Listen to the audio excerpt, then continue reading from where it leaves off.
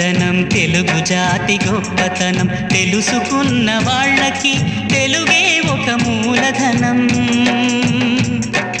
తల్లి తండ్రి నేర్పినట్టి మాతృభాషరా, తెలుగు మరచిపోతే వాళ్ళని నువ్వు మరచినట్టురా, ఇది మరువబోకురా.